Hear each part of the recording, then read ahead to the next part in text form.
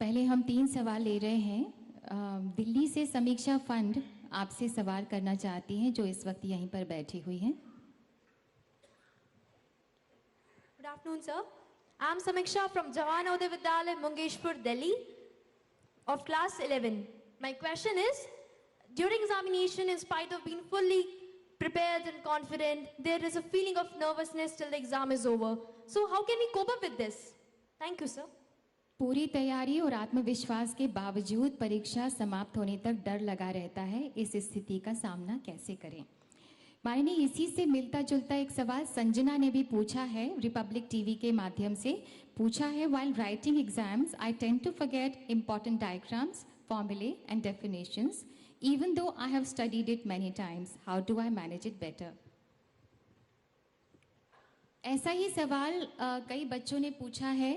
हर्ष शुक्ला हैं, जो कि 9वीं कक्षा के छात्र हैं और पुणे में रहते हैं। पूछ रहे हैं कि परीक्षा के समय हम अति कठिन तैयारी करते हैं, खाना पीना तक भूल जाते हैं। ऐसे समय में जब प्रश्न पत्र देखते हैं तो हमें कुछ भी याद नहीं आता और हम अपना आत्मविश्वास खो बैठते हैं। मेरा प्रश्न ये है कि हम ऐसे समय में अपने आत्मविश्वास को कैसे बनाए रखें और उसे चूर न होने दें। माननीय प्रधानमंत्री जी, कृपया इस बारे में हम सबका मार्गदर्शन करें।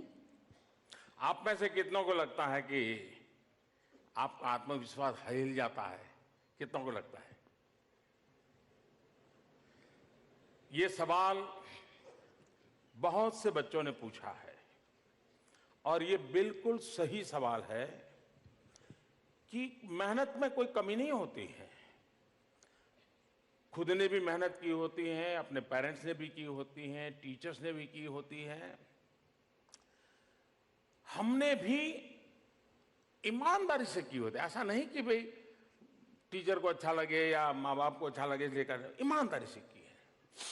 लेकिन एक चीज होती है, अगर आत्मविश्वास नहीं है तो कितने ही मेहनत की, क्लासरूम में बैठते हैं, एक शब्द याद आता है, ये भी आता है उस किताब में है, फिर याद आता है उस पेज पर है, फिर याद है उस पेज की 5वीं 6ठी लाइन में ही है, सब याद आता है, शब्द याद नहीं आता है। ऐसा होता है ना?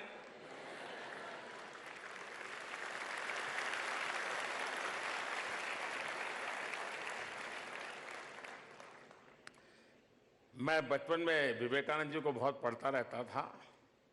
वो हमेशा एक बात कहा करते थे, अहम ब्रह्मास्मि। वो कहते थे कि अपने आप को कम मत मानो, अहम ब्रह्मास्मि, मैं ही ब्रह्म का रूप हूं। यानी आत्मविश्वास जगाने की बात करते थे।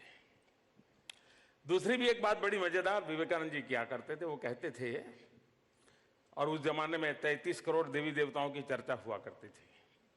वो कहते हैं कि तुम 33 करोड़ देवी देवताओं का पूजा पाठ करो, 33 करोड़ देवी देवता तुम पर आशीर्वाद बरसाएं, सारी कृपा बरसाएं, लेकिन तुम्हारे अंदर कोई विश्वास नहीं होगा, आत्मविश्वास नहीं होगा, वो 33 करोड़ देवी देवता भी कुछ नहीं करेंगे।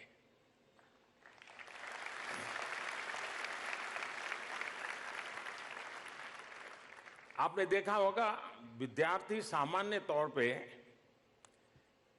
सरस्वती की पूजा करते हैं। हमारे यहां आराध्य देवी सरस्वती मानते हैं, लेकिन जिस दिन एग्जाम देने जाते हैं उस दिन हनुमान जी को, क्या कारण है?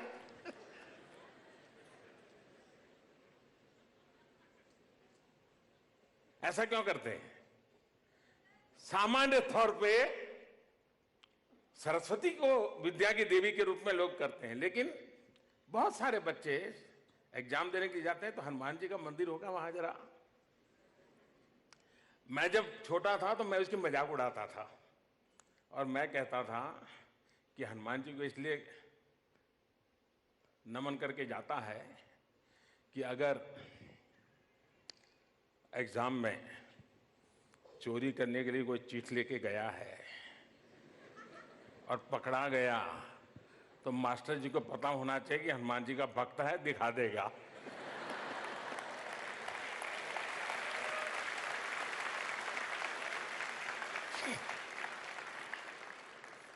खैर वो तो मैं स्कूल के अंदर चुटकुले सुना देता था तो उसका हिस्सा था, लेकिन हकीकत ये है कि मन में एक भाव रहता है आत्मविश्वास का, ये बहुत आवश्यक होता है। और ये आत्मविश्वास कोई जड़ी बूटी नहीं है जी, कि मम्मी कह दे कि आज एग्जाम में जाने से पहले ये टैबलेट ले लेना, वो ऐसे नहीं होता है। आत्मविश्वास वो कोई लंबा सा भाषण सुन ले तो भी आत्मविश्वास आ जाता, ऐसा नहीं है। हमने अपने आप को हर पल कसौटी पर कसने की आदत डालनी चाहिए। कभी मान लीजिए हमारे घर में कहीं पर छोटी पहाड़ी है या घर के पास कहीं कोई बड़ा मकान है, स्टेयरकेस है, होता है कि अभी 3 मंजिला मकान है, चलो देखते हैं 3 दोस्त, सबसे पहले स्टेयरकेस पे कौन चढ़ के जाता है? जो चढ़ेगा उसको आत्मविश्वास आएगा, जो नहीं चढ़ेगा उसको लगेगा मैं भी चढ़ू, वो दूसरे दिन मेहनत करेगा। आत्मविश्वास हर कदम पर कोशिश करते करते करते बढ़ता है और हम उसको अचीव कर सकते हैं। और इसलिए निरंतर ये कोशिश होनी चाहिए कि मैं जहां हूं उससे मुझे कुछ और अधिक करना है और इसके लिए जो मुझे करना पड़ेगा वो मैं करूंगा। आप लोग एग्जाम के समय शायद टीवी देखते नहीं होंगे, लेकिन अभी अभी एक खबर मेरे दिल को छू गई। अभी साउथ कोरिया में विंटर ओलंपिक चल रहे हैं। उस विंटर ओलंपिक में कनाडा का एक नौजवान मार्क खेल रहा है और उसको वो स्नोबोर्ड का खिलाड़ी है। और आप लोग स्कूल बोर्ड के खिलाड़ी हो, वो स्नोबोर्ड के एग्जाम दे रहा था, आप लोग स्कूल बोर्ड के एग्जाम दे रहे हो, और वो ब्रॉन्ज मेडल ले आया। लेकिन उसकी कथा ये है कि स्नोबोर्ड की उसकी प्रैक्टिसिंग में 11 महीने पहले उसको भयंकर इंजरी हो गई, यानी 15-20 फ्रैक्चर हो गए, कोमा में था, 11 महीने पहले अस्पताल में पड़ा था। लेकिन अभी 4-5 दिन पहले वो ब्रॉन्ज मेडल ले आया और उसने अपने फेसबुक पर 2 फोटो रखी है।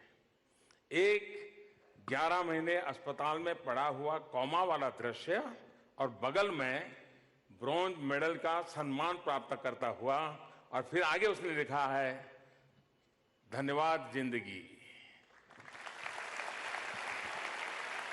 कितना बड़ा आत्मविश्वास होगा कि हाथ पैर टूट चुके हैं, कोमा में चला गया इंसान है, परिवार भी, अब तो परिवार भी कहता होगा भाई बहुत हो गया, खेल लिया, अब ठीक हो गए, अब मत जाओ, लेकिन चला गया, फिर से कनाडा का सम्मान प्राप्त कर लिया।